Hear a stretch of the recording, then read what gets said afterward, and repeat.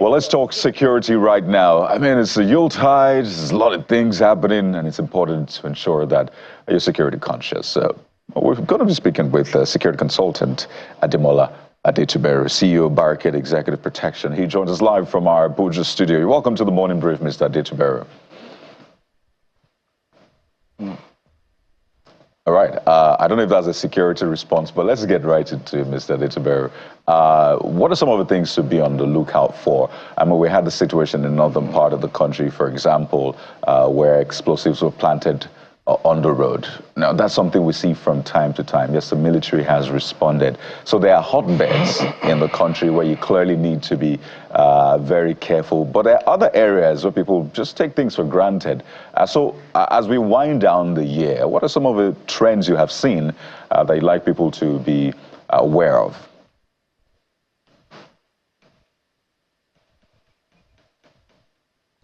All right, Mr. Adetuberu, if you can hear me, please confirm.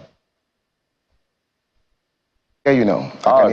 Great. I was starting with a general conversation around security in the country before we delve into, safety at the workplace, which we'll get into. But generally speaking, what are the trends you'd like people to know about security-wise in the country? Okay, for security awareness in the country and considering the time that we are in this period, I would like to encourage every citizen to pay attention to what we call the situational awareness.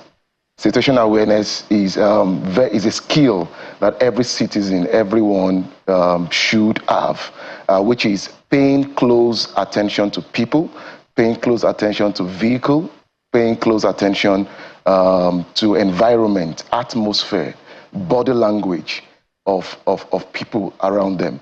So it's if everyone at this point in time and way forward practices situational awareness, we are likely to ensure that we detect crime from happening, because that's the advantage of situational awareness. What situational awareness does is to detect crime from happening using intelligence over muscle power. And what's it called? Detecting crime from happening, deterring it from happening, and using intelligence over muscle power. So I would encourage everyone to practice situational awareness. And in practicing situational awareness, how do we implement situational awareness? How every citizen, employee, everyone should implement situational awareness is by paying close observation.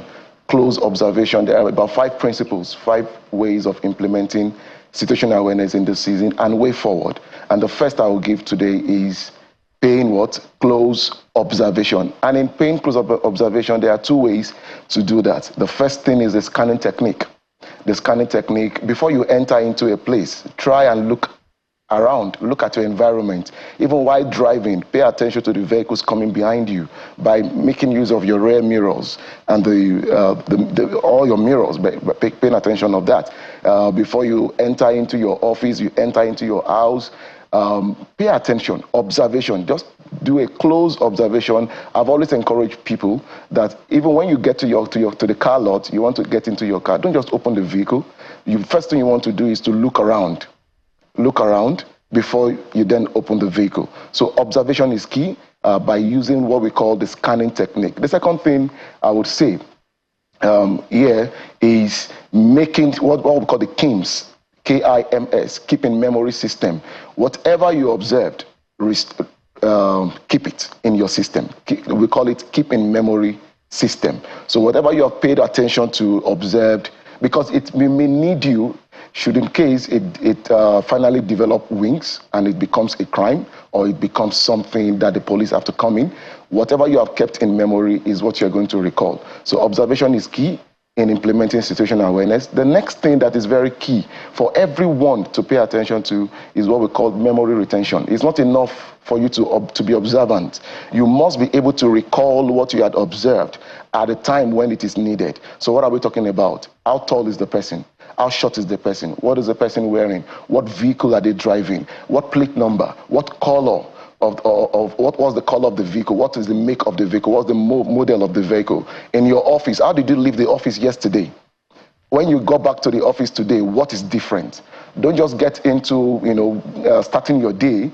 When you get to your office or when you wake up in the morning, the first thing was for homemakers, You want to pay attention to your burglary proof. You want to pay attention to your doorknobs. You want to pay attention to your settings. You want to see how you left it yesterday. Is that the same way it is? The same thing in the office. So memory retention, observation, memory retention. The next thing I'm also going to talk about is what we call the environment, reading environment and behaviors.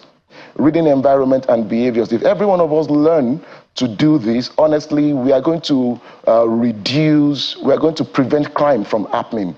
You know, by reading an environment, pay attention to the people around your environment, your gates, your estates, your community. Pay attention to them. If you notice someone you had not seen for a couple of times, ask the security, ask your neighbor, ask community people around you. Oh, I saw this particular person. Have you seen him in this environment before? That is reading your environment and behaviors. It has happened to me on several occasions. Probably I got back to my house and I noticed somebody is sitting by the curb. And as I drive in, I call the security. Who is the person sitting by the curb? Do you know the person? How long has the person been there?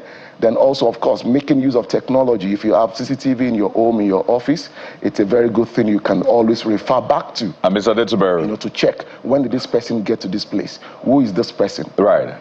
Essentially, if you see something, say something. We cannot exhaust these issues, but let me quickly just try to test my memory retention.